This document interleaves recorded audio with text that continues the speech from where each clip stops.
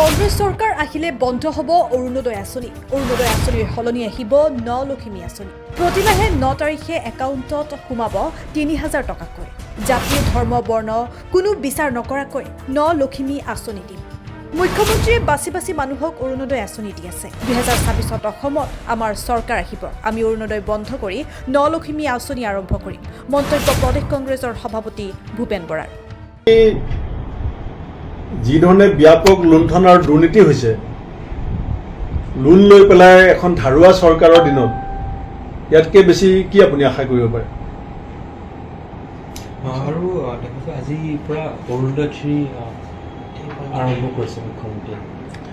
পৌৰক অৰুণোদয় কৰাৰ কাৰণে আমি বেয়া পোৱা নাই, কিন্তু অৰুণোদয় দি পেলাই আমাৰ ৰাজ্য নচলে।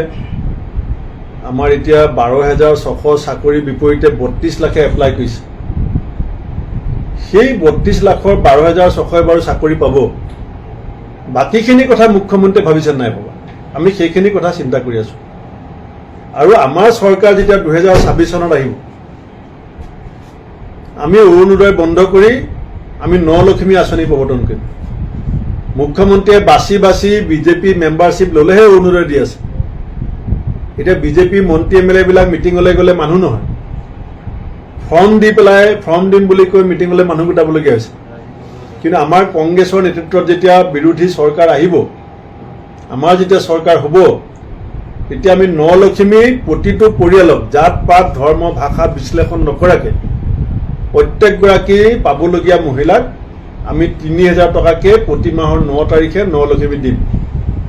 এতিয়া দেৱলাল গাঁওচা এগৰাকী বিজেপিৰ তেওঁ যথেষ্ট নেতা বুলি কৈছো। তেওঁ ঘৰত এতিয়া পহু ৰাখিছে, এটা বিৰল প্ৰজাতি পহু। বহুদিন হ'ল বন সুৰক্ষা যিখন আইন এইখন ভংগ কৰি তেওঁ ঘৰত পহু ৰাখিছে।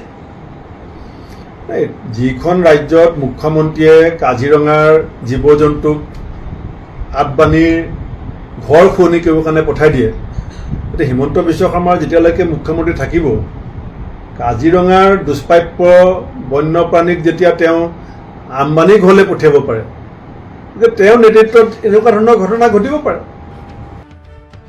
News desk, Sarupathar plus.